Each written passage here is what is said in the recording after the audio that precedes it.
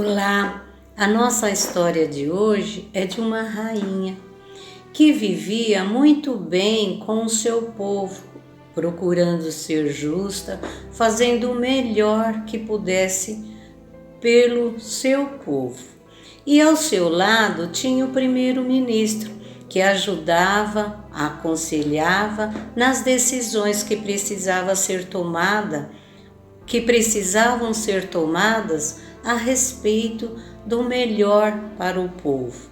Ele era bom também, era justo e era muito religioso. E a rainha sempre acatava com seus conselhos, e sendo assim, ela sempre conseguia viver em harmonia com o povo. Procurava fazer trabalhos de ajuda ao povo, procurava fazer as leis serem mais justas para o povo e também fazia parte das tarefas, às vezes, do seu reinado, conforme o seu tempo dispunha, para que pudessem ver que ela estava procurando ajudar e ela também procurando saber o que precisava.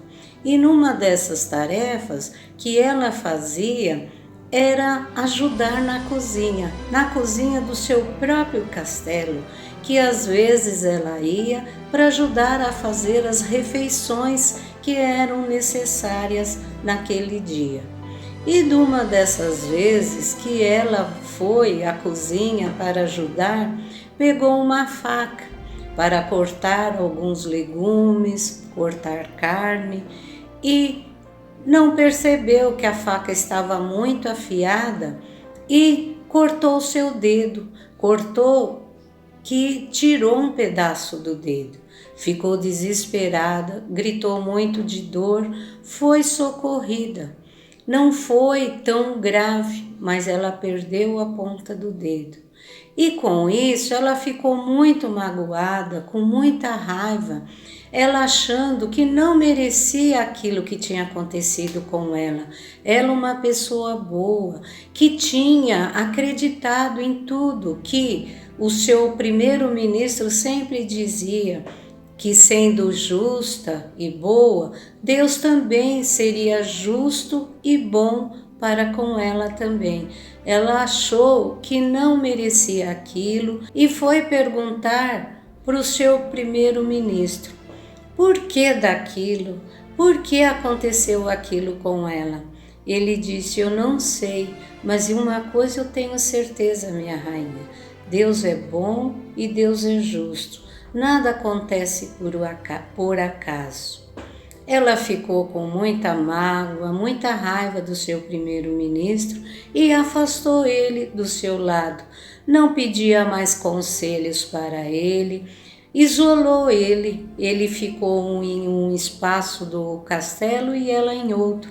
Não pedia mais conselhos, saía sozinha, não quis mais conversar com as pessoas a respeito das necessidades do seu povo.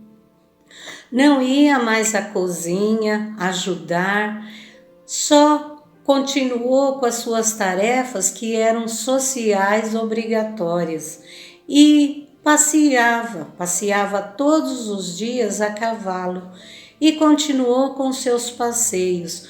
Antes fazia com seu primeiro-ministro, mas agora ia sozinha e sempre magoada, sempre indignada com aquilo que tinha acontecido, não esquecendo e achando que foi injustiçada por Deus.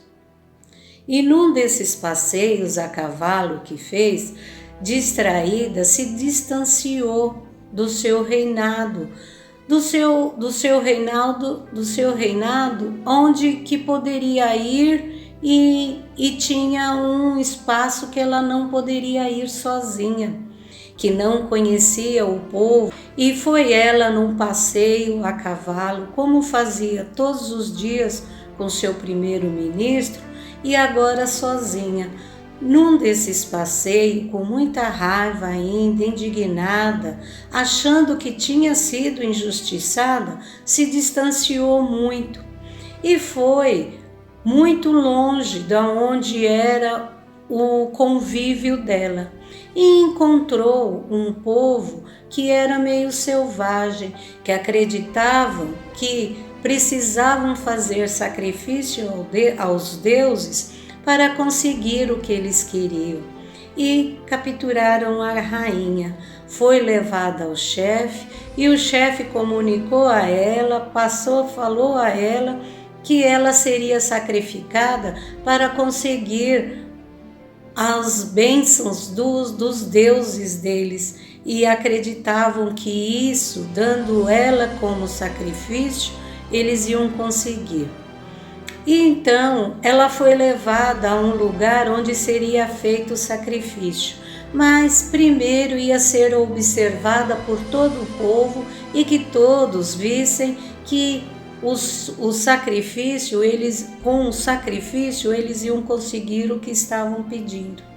E um dos homens, observando a rainha, percebeu que ela não tinha a pontinha do dedo e levou isso ao chefe. O chefe foi lá ver, conferir se era verdade o que o homem tinha dito, e conferiu e decidiu que não usaria a rainha para o sacrifício, porque achava que ela era imperfeita, faltando um pedaço, não iam conseguir contentar os deuses com aquela mulher. Então soltaram ela. Ela, toda feliz, foi embora para o seu castelo e no retorno foi pensando que o seu primeiro-ministro estava certo, que Deus tinha sido bom e justo, porque se ela fosse perfeita, ela perderia a vida dela. Mas também ficou pensando, como se Deus era bom e justo, deixou que o seu primeiro-ministro ficasse isolado, ficasse como fosse um prisioneiro separado dela, separado do convívio social dela. E foi conversar, chegando no castelo, foi conversar com o seu primeiro-ministro e disse a ele o que ela achava. Ele respondeu a ela: Deus é bom, Deus é justo, minha rainha. Isso eu tenho certeza disso. E a senhora pode ter certeza também disso. Porque se eu fosse passear com a senhora, nesse passeio nos perdêssemos e fôssemos encontrados por esse povo que é selvagem, que faz sacrifício, eu ia ser sacrificado, porque eles iam perceber que eu não tenho defeito físico, aí eu perderia a minha vida.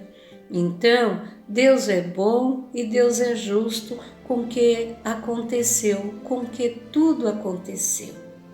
E assim terminamos a nossa história de hoje, com uma história curtinha, mas que traz muitas lições. Pensemos naquilo que Deus, às vezes ficamos pensando no que acontece conosco, na nossa família, na nossa sociedade. E Deus é bom, Deus é justo. O que acontece de mal, de ruim, é por nossa conta. Então, que façamos o melhor, que façamos a nossa parte que nos cabe da melhor forma possível, e tendo sempre fé e esperança, que tudo é conforme os desígnios de Deus. Que façamos sempre o que nos cabe, o que nos foi feito, que nos foi dirigido quando voltamos ao nosso planeta, que é de fazer o bem, de fazer de fazer da melhor forma possível a nossa convivência. Que assim seja, graças a Deus.